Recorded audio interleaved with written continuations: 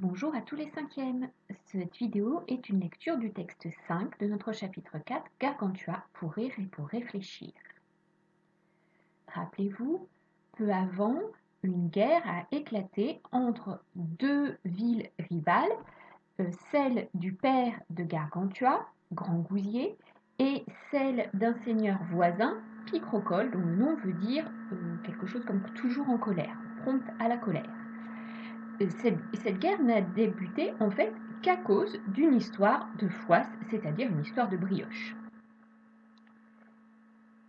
Dans les exercices, nous avons vu que Grand Gousier essaye d'éviter la guerre, mais n'y arrive pas et rappelle son fils par une lettre.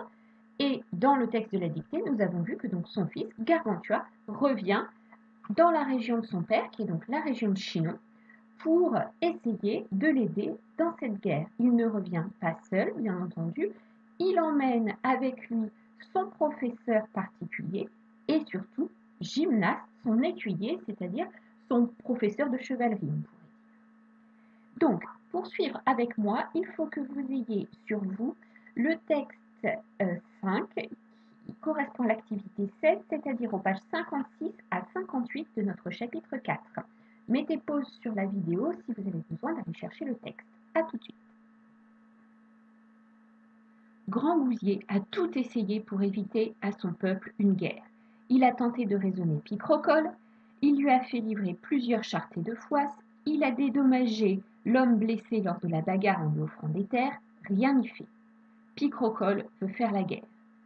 Heureusement, Gargantua revient de Paris pour venir en aide à son père. Il est accompagné de Gymnaste, son écuyer. En arrivant, Gargantua et Gymnaste rencontrent des ennemis de Grand Gousier, dont l'un d'eux se nomme Tripé. L'écuyer de Gargantua n'hésite pas à les menacer et à leur faire peur en prétendant être le diable. Évidemment, prétendre le diable, c'est faire extrêmement peur à ses ennemis au Moyen-Âge ou à la Renaissance, une période où on a très très peur du diable. Et on croit vraiment qu'il peut arriver sur Terre à tout moment. Comment Gymnaste tua en souplesse le capitaine Tripé. À ces mots, certains d'entre eux commencèrent à être effrayés et ils se signaient à toutes mains, pensant que c'était le diable déguisé. Alors rappelez-vous, se signer, c'est faire le signe de la croix, et à cette époque-là, on croit que si on le fait, on éloigne automatiquement le diable s'il est près de nous, on s'en protège. Et l'un d'entre eux, nommé Bonjean, capitaine des Francs-Taupins, tira son livre d'heures de sa braguette et cria assez fort. « Dieu est saint, si tu es de Dieu, parle, si tu es de l'autre, va-t'en » Alors évidemment, ce capitaine Bonjean essaye de se protéger, donc il sort un livre de religion, son livre d'heures, qui évidemment était caché dans son pantalon. Mais il ne s'en allait pas. Plusieurs de sa bande entendirent cela et il quittait la compagnie pendant que Gymnaste observait et analysait le tout. Il fit donc semblant de descendre de cheval, et quand il fut en suspens côté montoire, il fit souplement le tour de l'étrivière, son épée bâtarde de côté. Étant passé par-dessous, il s'élança en l'air et se tint les 2 pieds sur la selle, le cul tourné vers la tête du cheval, puis il dit « Mon affaire va à l'envers ». Là, vous avez bien compris que donc il est en fait monté à l'envers sur son cheval. Alors, dans cette posture, il fit la pirouette sur un pied et, tournant à gauche, retrouva impeccablement sa première attitude sans en rien changer. Donc il est revenu du bon côté du cheval.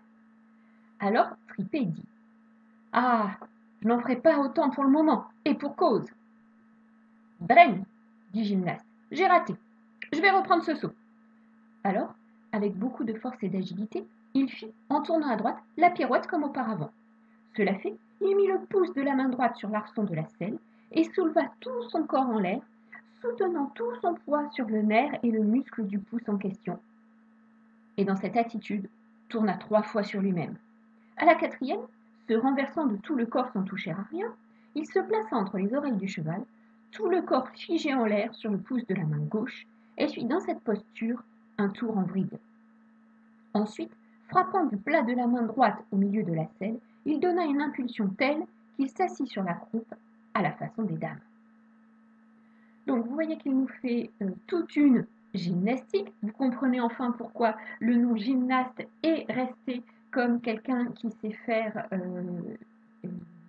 des tours d'équilibriste, on va dire.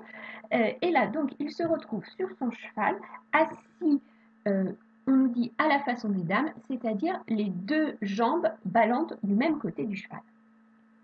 Nous reprenons ligne 24. Cela fait, bien aisément, il passa la jambe droite par-dessus la selle et se mit dans la posture du chevaucheur sur la croupe. Mais, dit-il, il vaut mieux que je me mette entre les arçons. S'appuyant donc à la croupe, devant lui, des pouces des deux mains, il se renversa cul par-dessus tête, en l'air, et se trouva solidement installé entre les arçons. Puis d'un saut, il souleva tout le corps en l'air, se tint ainsi, pieds joints entre les arçons, et là tournoya plus de 100 fois, les bras en croix, tout en criant à voix haute « J'enrage, diable, j'enrage, j'enrage, tenez-moi, diable, tenez !» Tandis qu'il évoluait ainsi, les maroufles en grand ébahissement se disaient l'un à l'autre « Par la mère Dieu, c'est un lutin ou un diable déguisé de la sorte. Des entreprises du malin, délivre-nous, Seigneur !» Et ils prenaient la route en courant, regardant derrière eux comme un chien qui emporte un aileron de volaille. Alors Gymnaste, voyant son avantage, descend de cheval, dégaine son épée, et à grands coups chargea les plus faraud qu'il renversait en grand tas, blessés, défaits, meurtris, sans que nul ne lui résistât. À la pensée que c'était là un diable affamé, tant à cause des merveilleuses acrobaties qu'il avait faites qu'à cause des propos tenus par Tripet, qu'il avait appelé pauvre diable, seul Tripet voulut par traîtrise lui fendre la cervelle d'un coup de son épée de lansquenet. Mais comme il était bien casqué, il ne sentit que le poids du coup. Et se retournant brusquement, il estoqua le dit Tripet, c'est-à-dire il lui donna un coup d'épée. Et, pendant que celui-ci se couvrait en haut, il lui tailla d'un seul coup l'estomac, le côlon et la moitié du foie, ce qui le fit tomber sur le sol, et il rendit, en tombant, plus de 4 potées de soupe, et l'âme mêlée à la soupe. Alors, pour être sûr d'avoir compris à cet endroit-là, il faut connaître l'expression « rendre l'âme », d'accord ? Puisqu'il rend de la soupe et son âme. Rendre l'âme, c'est mourir. Donc là, le pauvre capitaine Tripet n'est plus de ce monde.